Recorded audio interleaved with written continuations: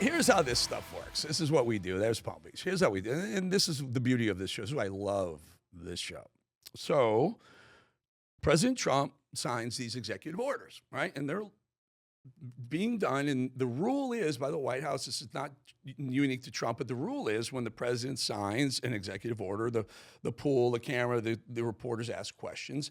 And we're not allowed to air that live. So what happens is as soon as they finish with the signing and then the questions, they cut that piece of tape. It's called a piece of tape.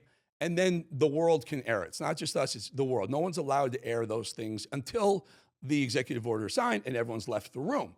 Then we get this piece of tape, we put it up. So we put that up, and we don't exactly know how long it's going to go. So it started into the beginning of our show, and we wanted you to know, see all of it. We would never cut off the president when he's talking to reporters because information is king, right, folks? So we wanted to make sure you had that. And then we have to jump back in, and so we're kind of jumping back in the middle. So what I'm going to do is I'm going to use the voice of God, talk to the control room. Let me get the control room camera and the audio. Guys, control room MD, tell me what we're doing. Do we have, by the way, in the meantime, we had spent a few minutes with John Rich just a couple of minutes ago talking about some really important things. So I'm going to go to the control room. Guys, you got the control room camera? Do you? Yes, sir. There they are. MD, do we have the John Rich interview queued up? Is it ready to go, or do you need to We will render have it first? in 2 minutes. In 2 minutes. Okay, so in the meantime, while you do that, can you show me that stupid fight video that here's how much the Democrats have lost the script, folks. They don't know what to do. They're trying to get you back. They're trying to get voters back. They're trying to get people on their side. They're trying to get young people back. They're doing everything they possibly can. And one of the representatives in this video you're about to see, it's the most cringeworthy video you've seen in a long time, thought that putting up 5 or 6 Democrat female congresswomen doing these fight moves would be somehow, some way get you to like them again. Watch.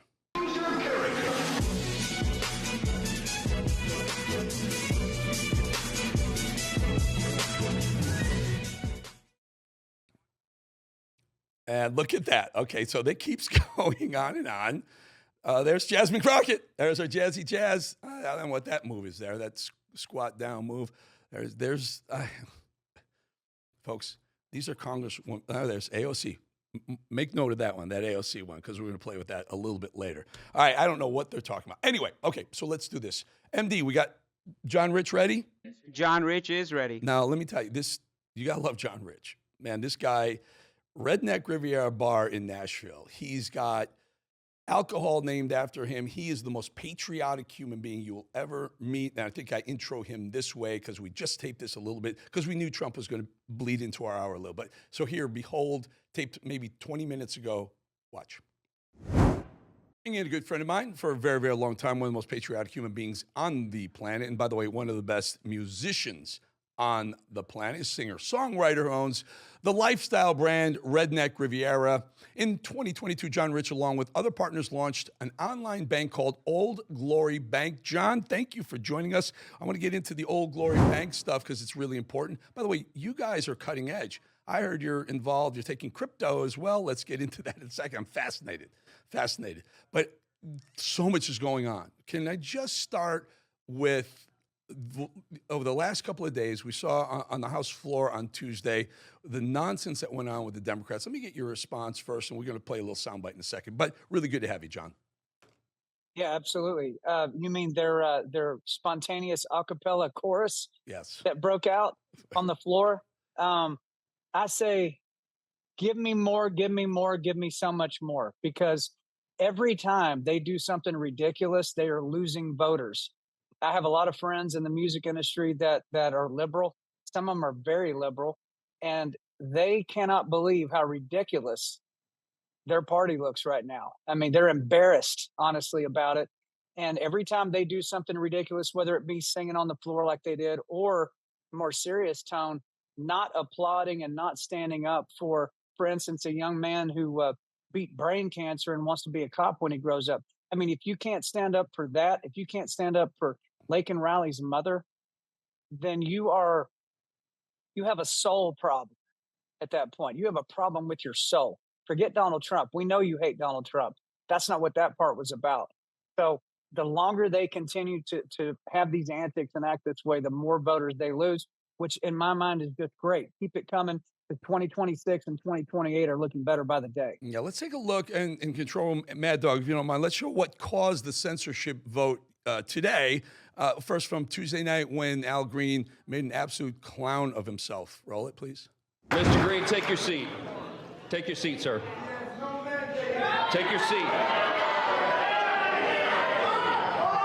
Finding that members continue to engage in willful and concerted disruption of proper decorum, the chair now directs the Sergeant-at-Arms to restore order. Remove this gentleman from the chamber. And total embarrassment and control. If you can grab that soundbite that John was just referencing. So here's how it goes, folks. It's rare for a congressperson to get censored because the House is partisan. It usually drops along party lines. 10 Democrats voted with every single Republican to censor Al Green. Now, the difference is Al Green is supposed to take his punishment like a man, but instead, listen to what they did. Adoption of House Resolution 189. The House has resolved that Representative Al Green be censured, that Representative Al Green forthwith present himself in the well of the House of Representatives for the pronouncement of censure, and that Representative Al Green be censured with public reading of this resolution by the Speaker.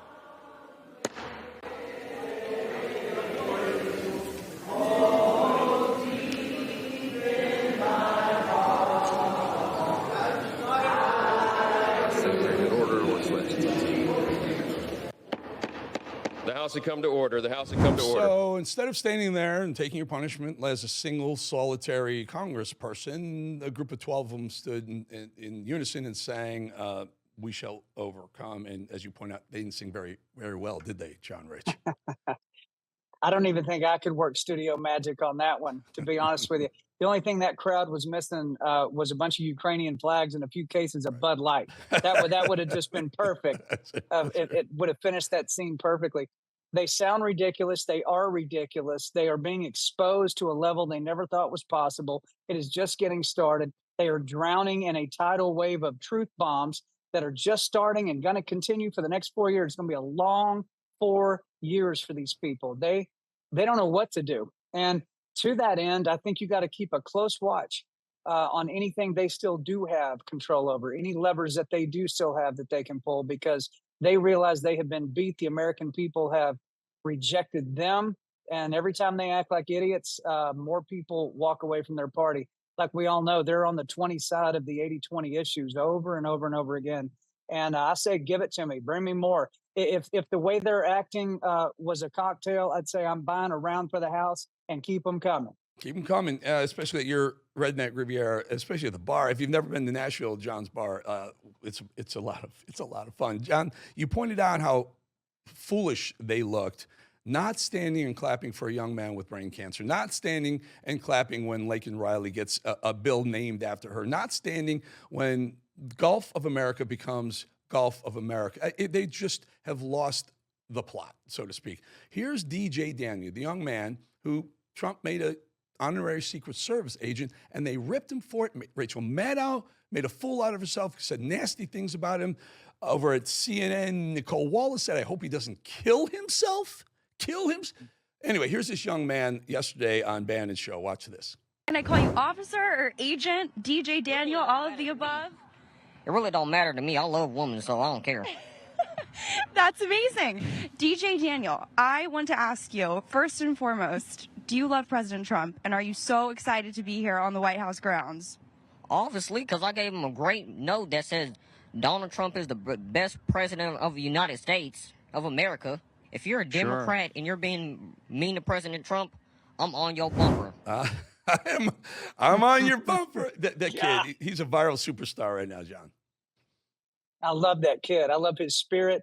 And, you know, he actually, as a kid, represents very well how all the adults in the nation feel about, the vast majority of us feel about the situation as well. The American people are on your bumper right now. We, the people, are on your tail, and you're running. You know, I don't think they know how to act when they can't be on offense. They're not used to being on defense. They've been on offense a long time, and now they aren't. And the more exposure that happens and disclosure that happens on them, the further they sink down to that pit. I mean, they're down to now singing songs on the floor and holding up little paddles. By the way, Eric, how dumb are they? Have they never been on social media to know that if you hold up something like that, by the next morning, there are going to be memes, millions and millions and millions of people making memes, putting all kinds of things on those little paddles you guys were just holding up. They're clueless, they're dumb, they're pathetic, they're ridiculous, and the whole world's seeing it. I find it to be entertaining. All right, John, I want very quickly, Old Glory, the bank. I love this idea. Man, folks, if you're conservative, you're patriotic, you should be a customer of a bank like Old Glory. I agree. So the banking industry, as we know it, is still a very woke industry. It's no different than it was 2 months ago, and they don't like us very much. They turn over your information. They'll cancel your credit card for no reason. They're all still there. So we founded Old Glory Bank. Dr. Ben Carson, Larry Elder, myself, Governor Mary Fallon, and others started this bank where patriots knew they could have a place that had their back, that they would never be punished for exercising their constitutional rights. OldGloryBank.com. It takes about 8 minutes. Open up an account. We'd love to earn your business. I'm going to do that. I mean, as soon as we get off, I am going to open up an account with Old Glory Bank. And you, John Rich, thank you so much for joining us. John Rich, everybody. When I promise you, I will do that. By the way, again, we had taped that just a couple minutes before the show started, and thank you to John Rich. Old Glory Bank. I'm absolutely going to open an account. A couple of things we didn't get to up top because we're seeing the video of Trump signing the executive order. Yesterday, a group of mayors, Democrat mayors of sanctuary cities, were on Capitol Hill, and Congressman Comer got into it with a bunch of them. We saw some of that yesterday. We brought that to you. Today, there's a piece of tape that I had not seen before, and I just saw it on social media, on X, and I just need you to see it. Michelle Wu is the mayor of Boston, very, very liberal mayor of Boston. If you remember, she threw a holiday party at the end of the year for only people of color, so people who worked for the city of Boston and her mayor's office. If you're white, you weren't invited to the holiday party. She's very, very racist. I'm sorry to say this. I mean, if you exclude one race, that would be the definition of racist. So Michelle Wu, in the light of Trump saying, we're not going to support you if your city wants to call themselves a sanctuary city and not turn over illegals to ICE. If you're going to do that, if you're going to hide illegals from ICE, the federal government is not going to support you if you have needs from the federal government, funding, tornado, hurricane, snow. Listen to Michelle Wu defy President Trump on Capitol Hill yesterday. You belong here. This is your home. Boston es tu hogar. Boston, 这la calle. 这是你的家. This is our city. We are the safest major city in the nation because we are safe for everyone. Yeah, I think Trump should have that soundbite clipped, ready to go when the city of Boston has whatever emergency it may or may not have. And we don't wish anything bad on any city. We're all Americans. But if something bad happens, I guarantee she's the first one in front of a microphone saying, where's Trump? Help the people of Boston. Well, you just said you're going to defy his federal order. One more, very quickly. Chicago. Let's go Brandon. Brandon Johnson, mayor, yesterday, also being pretty much defiant of Trump's executive order of no more sanctuary cities. Mayor Johnson, under Chicago law, would you turn this criminal over to ICE on a detainer? Our local law enforcement works hard every day to get criminals off the streets of Chicago. Would you turn that criminal over to ICE? That's the problem. That's one of the topics of this conversation. That's one of the problems we've heard from Tom Hammond and from the Homeland Security, is that in your cities, when someone's apprehended for a crime, and ICE is now with this new federal policy wanting to come in and deport the criminal alien, that you will not cooperate with ICE. You know, if you drive the getaway car in a bank robbery, or if some bank robbers show up to your house and you know they've just robbed the bank and they say, can I come in and help hide from the police? And you say, sure, come on in. You're an accessory to that robbery, are you not? I don't know. Pam Bondi, Attorney General Pam Bondi, go after these mayors, the ones that are accessories to the criminals who are breaking the law being in the United States illegally. We'll be right back.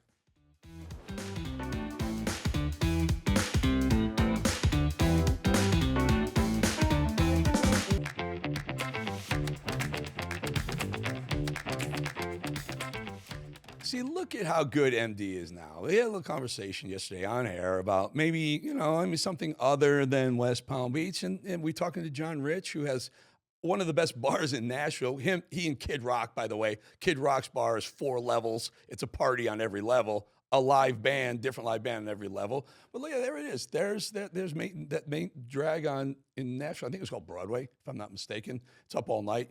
You get up early in the morning, 6, 7 o'clock in the morning. The people still partying in the bars and on the streets. It's a wild place. Gotta love Nashville.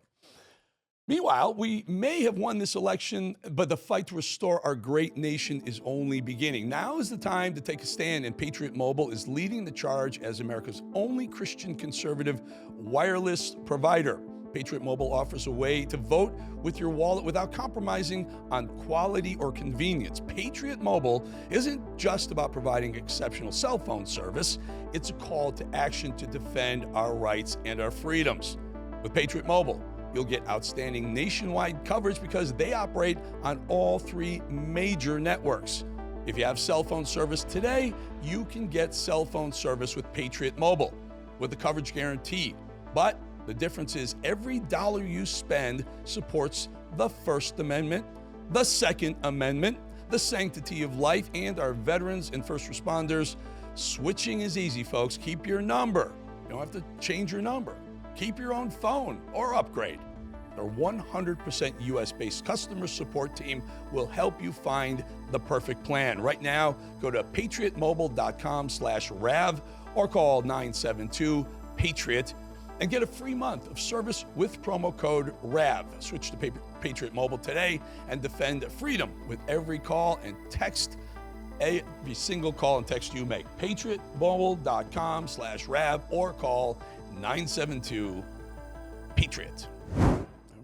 All right. Nashville, gotta love Nashville too. Okay, I don't want to think about the Joe Biden presidency ever again. None of us do. But I'm old enough to remember this moment from the artist formerly known as the geriatric in chief. Supreme Court blocked me from relieving student debt, but they didn't stop me. So far, I've relieved student debt from nearly 5 million Americans. A significant number are black borrowers. So you can chase your dreams, start a family, buy your first home, start a business, and so much more. So you can buy a home, start a family, and so much more, like buying Democrat votes. Is exactly what he did, because nothing screams Democrat more than government handouts in the name of buying votes, because that's what it's all about. Give out free money, excuse debt, buy their vote. But remember how trendy and cool it was for your president to put up a middle finger at the Supreme Court liberals, ignore the system of checks and balances our forefathers put in place and say, F it, I'm going to buy the youth vote anyway. And there's nothing the Supreme Court can do to stop me. That's what Biden did. I'm also old enough to remember that when the Supreme Court came down with decisions the left didn't like, lefties stood outside of Supreme Court Justice Brett Kavanaugh's house in an illegal protest. Oh, and that Sir Naps-a-Lot, the president, did nothing, said nothing. Silence from the Oval Office back then. Even seemed to condone it at times. Well, now that the Supreme Court has decided to turn its backs on the American people with its decision on USAID, $2 billion, Trump wanted to stop it. The Supreme Court, John Roberts, what the hell are you doing? Amy Coney Barrett, what the hell are you doing? Well, maybe it's time for President Trump to sprinkle in a little Joe Biden gimmickry the same way and ignore the highest land in the court, right? Or are those types of things only okay when a Democrat does them? Okay, let's get into it. How did we get here? Well, here's what happened. As part of an administration-wide effort to crack down on fraudulent and wasteful federal spending, President Trump offered a review of all federal grants, also ordered that payments on all grants should be paused, right? Pause the payments, USAID. Some of them so bad, they're so horrible. Just pause. Take a deep breath, folks, while this review is going on. Some of those grant recipients sued, and in a 5-4 decision handed down yesterday, the Supreme Court denied the request by the Trump administration to vacate a recent ruling by D.C. District Court Judge Amir Ali, a Biden appointee, by the way, that ordered the State Department and USAID to disperse $2 billion in federal grants to non-governmental groups, NGOs, for work already completed. In mid-February, Ali had issued a temporary restraining order that prohibited the Trump administration from pausing that disbursement of funds, arguing that the respondents were likely to succeed in showing the government violated the Administrative Procedures Act. It's a little technical. Here's what happened. Trump said pause. Supreme Court said, no.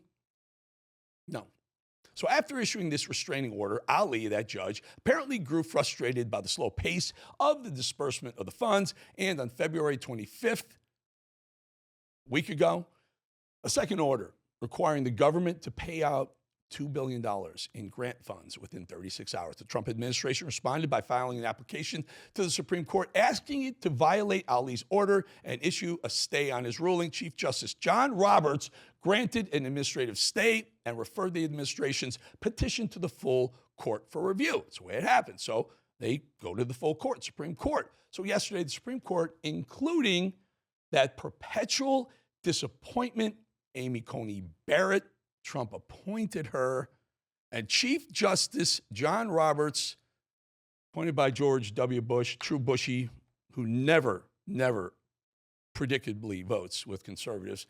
Well, those two justices decided it's totally okay for American taxpayers to pay for sex change operations for hyenas in Costa Rica. They shocked America by allowing a Biden-bought, Soros-funded district court judge to order the Trump administration to disperse that $2 billion of federal grant money. By the way, Biden decided to do that as he was way out the door. He dropped $2 billion into these NGOs on his way out the door. Talk about a major blow to the Constitution and the separation of powers. Folks, simply put, this is a judge exerting far too much control over how much our taxpayers are spending and about how duly elected presidents, Trump, deliver on a promise to the American people. Justice Samuel Alito, of course, said it best right here in the opposing view. Does a single district court judge who likely lacks jurisdiction have the unchecked power to compel the government of the United States to pay out and possibly lose forever $2 billion taxpayer dollars? The answer to that question should be an emphatic no. But a majority of that court apparently thinks otherwise. I am stunned, says Alito. We're all stunned. Justice Samuel Alito and Clarence Thomas have faced relentless attacks for decades as they stood firm on our side of the Constitution and the rule of law. They did so in the face of being smeared, threatened, attacked, vilified. But they stood firm because the law of the land matters more to them than the leftist machine, the deep state that controls it all, and the media that helps them do their bidding. To be clear, I do not condone any of those blatant bullying tactics by the left. It's not okay to show up on someone's private lawn and harass them for doing their jobs. But I can say this with certainty. It's clear when a decision is partisan and meant to make one side happy. Justice Amy Coney Barrett, a Trump appointee again, is very clearly the epitome of false advertising. The left's intimidation tactics seem to be of more concern to her than actually defending our Constitution. We always knew that the work of DOGE was going to be met with resistance and dissent. We knew it was going in, that Elon Musk was going to be pushed back on. We knew it. President Trump knew it. But the deep state is still a massive force to be reckoned with. The Soros influence is far and wide, folks, and Trump derangement syndrome is a nasty and never-ending leftist epidemic, because to them, cutting government fraud and waste, you guessed it, is racist. There are people who are charged with trying to find savings. So yes, it's an attack on government, but it's also an attack on this government. What I mean by that is it's an attack on this government that used to be headed by a black man. It's an attack on this government that almost elected a black woman to the highest office in the land. It's an attack on a government that has been more welcoming and more supportive of people who have come to this country in search for a better life. I don't know what to say. I'm shocked. Amy Coney Barrett.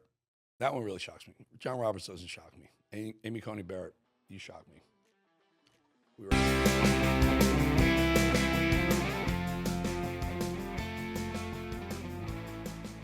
Beautiful Costa Rica. Costa Rica. Well known for coffee production, if I'm not mistaken. I've never been there. But absolutely love to go there sometime. All right, folks. Gavin Newsom clearly gearing up for a 2028 presidential run. He's been gearing up for the last 20 years. Looks like the radical governor is starting to distance himself from the deranged base of his party, maybe. Not sure I buy it yet, but listen to our good friend Charlie Kirk got him to admit. So like you right now should come out and be like, you know what? The young man who's about to win the state championship in the long jump in female sports, that shouldn't happen. You as the governor should step out and say no. No, and I appreciate. But like, would you do something like that? Would you say no men in female sports? Well, I think it's an issue of fairness. I completely agree with you on that.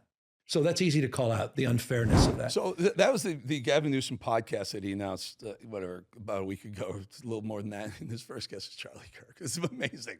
He's getting lit up for it, which is great, though. I'm glad Charlie got a chance to do that. That's awesome. But he realizes that maybe younger people are leaning conservative, so he brings on the very popular Charlie Kirk. That was smart. But you hear what he said? He said it's an issue of fairness. I mean, have we not been saying that for the past 12 years, 18 years? And Democrats have been pushing trans dudes in women's sports? Wow, maybe Gavin Newsom's podcast won't be so bad. I don't know. As long as he keeps booking people like Charlie Kirk. I want to show another clip. The governor asked if there were any Democrats out there today worth admiring. Here's Charlie. Any Democrats you admire out there right now? Democrats I respect. Bobby Kennedy I respect. Tulsi Gabbard. Why are you laughing? Why are you smiling? Because like they're on our team now because you guys kicked out like your best people. It's like the people that were into. This is a great point though, Governor. Is that Bobby Kennedy was a heterodox opinion on a thing that a lot of people were concerned about. Get him out. He's an anti-vaxxer. Yeah. Tulsi Gabbard, who is an anti-war. Get her out. She's a Russian agent. Yeah. Do you guys see how you have an unhealthy purification process where eventually you're left with just a 31% approval rating and a bunch of people that are talking to each other?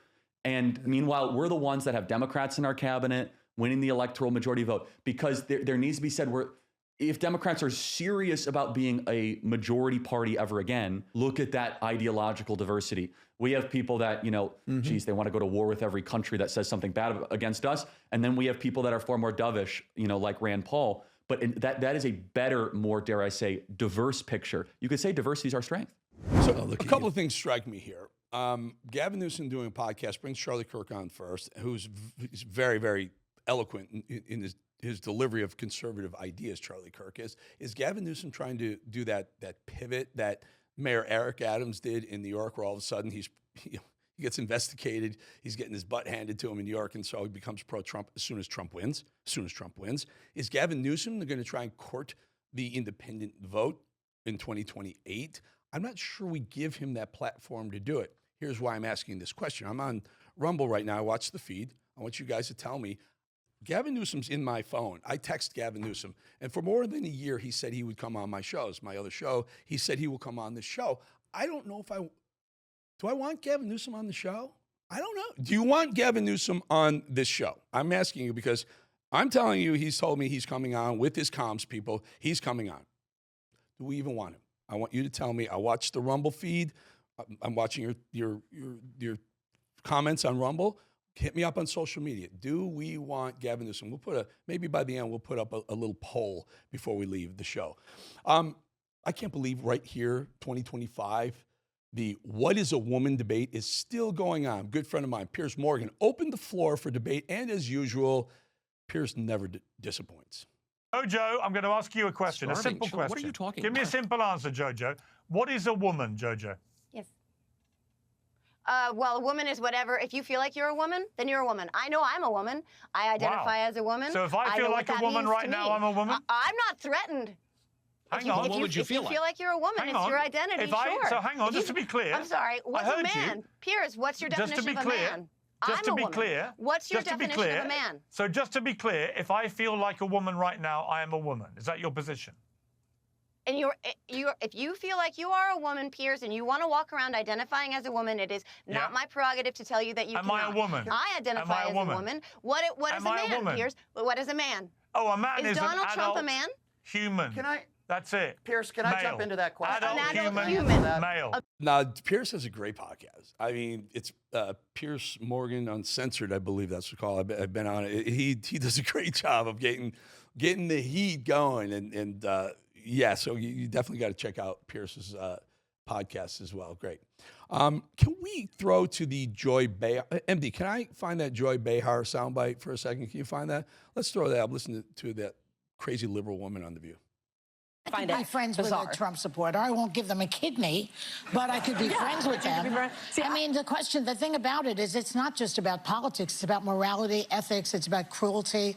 It's about discrimination. It's about a lot of things.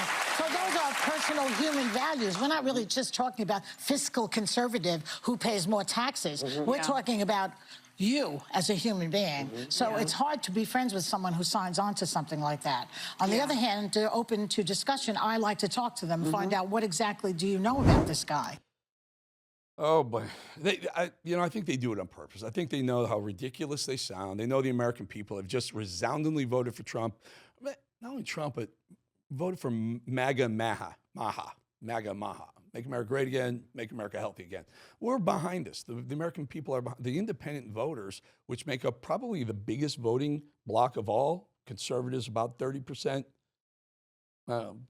liberals about 30%, maybe 40% are independent, where they'll go with the person or with the issues. And they realize they've lost the majority of the independent voter, yet they'll still hang on these moments. She literally said, I can't be friends with someone who's conservative. Are we sick? We have problems, folks? What's going on here? I have absolutely no idea what she's talking about, why we continue to listen to Joy Behar, Whoopi Goldberg, Sonny Hostin, a guest host, and then Alyssa Farah, who, by the way, is the worst of the worst. When someone portrays herself as a conservative and is anything but, is completely a leftist, like Alyssa Farah, like Nicole Wallace, who said about little DJ Daniel, the African-American kid that Trump made a honorary Secret Service agent. She said something like, I hope he doesn't kill himself. I mean, Nicole Wallace, first of all, Nicole Wallace worked for George Bush. She was a Bushie. But then she spent the last, 10 years on CNN ripping conservatives. So maybe that's it. Maybe the Bushy crew, the establishment rhinos, aren't conservative. I don't know. Let's let them burn themselves to the ground. Could care less about those folks. On the backside of this, we're going to have some fun. We have Steve Bannon coming up, and we're going to have a little fun with AOC. Stick around.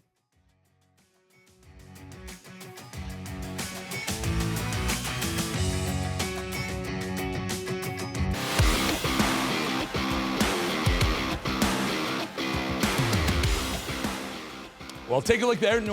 Nolans. Just say Nolans. Don't say New Orleans if you're not. Don't say New Orleans. Say Nolans. That's the way they say it. What a great town. Great food town. If you're into food, that is one heck of a town to be in. Those are live cams. MD, Mad Dog. Our control room Mad Dog gets those live cams. We got some special ones for you, I think, tomorrow. Some real special views. All right. I just want to put this picture up. A good friend of mine, of ours. I hope you like him as much as I do. In fact, I used to fill in for him at Fox for 250 times. Bill O'Reilly. Mr. Bill O'Reilly had to say goodbye to Holly, who, folks, he loved that dog. Holly was just a huge part of his life. I spoke to Bill this morning, and he's heartbroken. So we're going to say goodbye to Holly as well. All right, let's bring in Mr. Steve Bannon, my friend. Always good to end this show and begin the show with you, and your genius and your brilliance just makes us and everyone else smarter. Steve, how you doing? Everyone good? I'm doing great. Big day in Washington, D.C., in New York City. Your friend and mine, Scott Bessent, knocked it out of the park at one of your old stomping grounds, Eric Bolling, the New York Economic Club, with your former colleague, Larry Kudlow, and mine at the White House. So it's been a big day from Wall Street to the nation's capital. Yeah, and this morning we were watching social media, and this thing came across, and this is a video that the Democrat congresswomen put together, and they thought somehow if they took video of themselves, fighting, they'd somehow attract the audience back or the voters back to their side. Take a look at this, Steve.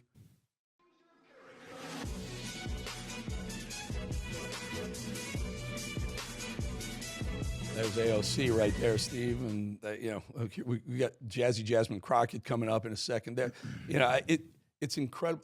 There's Jazzy Jasmine Crockett. It's incredible that they think this is what's going to attract voters back to Democrats. Women doing fight moves, female congresswomen. Your thoughts on this crazy video? I think it comes, as Eric, you and I talked the other night, it's a party that's adrift. They've cut themselves off from the working class for so many decades and have really been run by so many extremists on these bizarre, like the transgender ideology, that their national party's adrift. I think the party on Capitol Hill, it's just going to be disruptive, and they don't really have any good policy counselor to go to the country. And I think it's interesting today that the podcast, I think the first one with Governor Gavin Newsom with our own Charlie Kirk was released, where Gavin Newsom throws under the bus, I think, half of the social issues he ever had, including transgender, which California was the most radical of all the transgender ideology states, to say that he doesn't agree with any of it and doesn't agree with men and women's locker as he prepares, sir, for the 2028 presidential primaries. Yeah, and we talked about we have a poll. Steve, I have Gavin Newsom's cell phone and text in here, and I've been texting him for the better part of a year. He said he's going to come on my shows, whatever, over the share. We're here as well. His comms director says, yes, we're coming on. In the meantime, he launches the podcast, puts Charlie up, and Charlie lights him on fire on TV. It was phenomenal. And I asked the audience, I asked the people on Rumble, they're watching, do you want Gavin Newsom to come on the show? I'm not sure I want him anymore. If he's going to, he may be trying to pivot to the center, and I don't know if I want to platform a liberal communist leftist into a center position where he might actually get some independent votes. Your thoughts? Yes, it's a challenge, but Brandon Showalter, who's one of the head guys in transgender, fighting transgenderism and transgender ideology, was like in Meltdown. I said, dude, book the win, take the victory. I mean, it's pretty amazing that Gavin Newsom, understanding how ambitious he is, because he's pure ambition, is definitely he's trying to feel his way out of how he does a pivot to the center. I mean, he's never going to be MAGA. He's never going to be a centrist or even a center left. He's pretty left wing. But he understands, Eric, as you've documented here over the last couple of years, you've got to be MAGA, I think, or MAGA adjacent to really run national campaigns. And Gavin Newsom is going to throw over all the ideology he ever believed for his own personal ambitions. I think it's kind of a victory for us. Yeah, Stephen, the theory is, and start wide, pivot to the center. Primary, start wide, pivot to the center. He's starting extremely. I mean, he's going right for it. Is he the odds-on favorite for 2028? He's just going to go right to the center? I think he's one of the top. I mean, listen, I'm a big believer in Stephen A. Smith. I think Cuban's going to throw his hat in. Of course, they got governors. They got, Gretchen Whitmer. They've got Shapiro. They're going to have Pritzker's got $1 billion to put in. The Democratic primary is going to have 12, 15 people that I'm not sure about the viability, but it's going to be competitive. And Gavin Newsom, I think, is the top. I think he's in the top bracket right now. Mayor Pete Buttigieg is going to throw his hat in or those ridiculous cowboy boots he absolutely cowboy boots he was wearing the one time. Can we very quickly throw that picture up, if you don't mind, from Tuesday night, Supreme Court, Trump embracing the Supreme Court, and the reason why I put this up, I'm looking at Supreme Court, Amy Coney Barrett looking at, and Steve, she screwed him. She screwed us. Your thoughts on voting to release that $2 billion? I think it's huge because I think it gets to this whole CR. And quite frankly, the whole Elon situation today, I think, started yesterday with rescissions in the Senate and this whole issue about impoundments. Russ Vought and Palin, we've talked about this issue for a year, as they've talked, and particularly after President Trump won. I think they put impoundments completely in question. I agree with you. I think ACB, I don't know if she could take earlier time. I think it'd be a good thing. But 5-4 on that, Eric, was I thought a shocker. Now, guys close to that say no, he's just backing the judge. I'm not buying it. I think we got problems. We're buying a judge. He's backing a judge who's a liberal judge from D.C., appointed by Biden, I believe, or Biden, and also supported by George Soros. I ate into your time. Apologize. Have a great show. Warren, Steve, take it away, my friend. Okay.